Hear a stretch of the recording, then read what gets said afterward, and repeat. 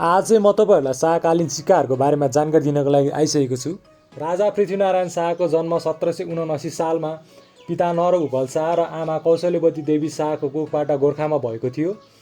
राजा पृथ्वीनारायण शाहले गोर्खामा 1759 सालदेखि 1824 सालसम्म गोर्खामा शासन गरेका थिए र काठमाडौँमा विजय हासिल गरिसकेपछि राजा पृथ्वीनारायण शाहले 1824देखि 1831 सालसम्म नेपालमा शासन गरेका थिए र राजा पृथ्वीनारायण शाहको निधन 1831 सालमा देवीघाटमा भएको थियो।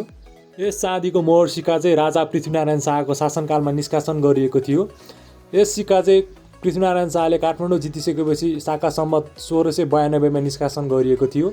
यस सिक्कालाई चाहिँ 4 ढोके सिक्का भनेर पनि चिनिने गर्दछ र शाका सम्वतमा 135 वर्ष जोड्यो भने विक्रम सम्वत निस्किन्छ।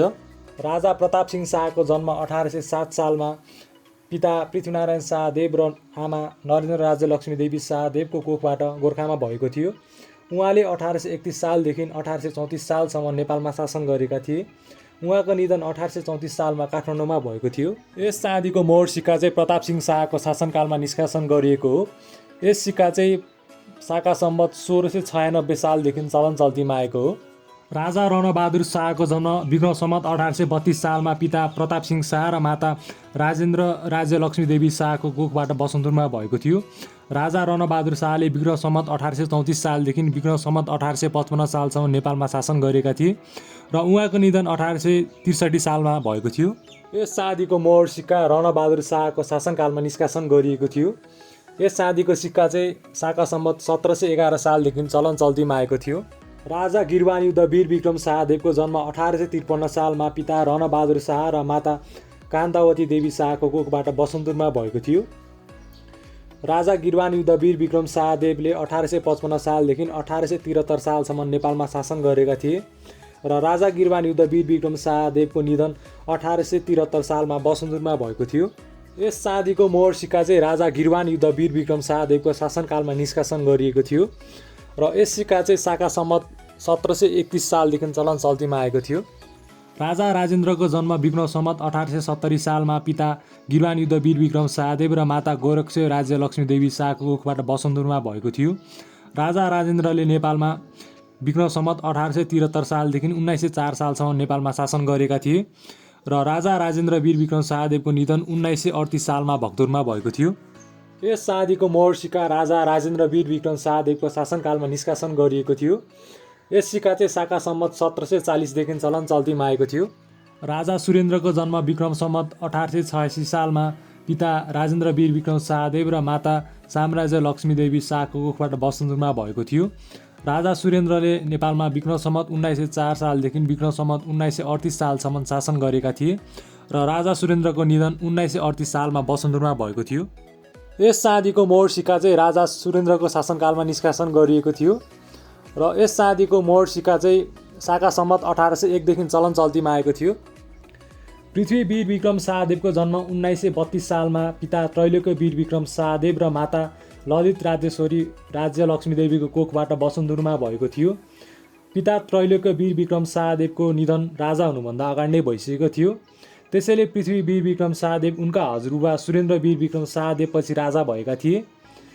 पृथ्वी वीर विक्रम शाहदेवले विक्रम सम्वत 1938 सालदेखि विक्रम सम्वत 1968 सालसम्म नेपालमा शासन गरेका थिए र पृथ्वी वीर विक्रम शाहदेवको निधन 1968 सालमा काठमाडौँमा भएको थियो।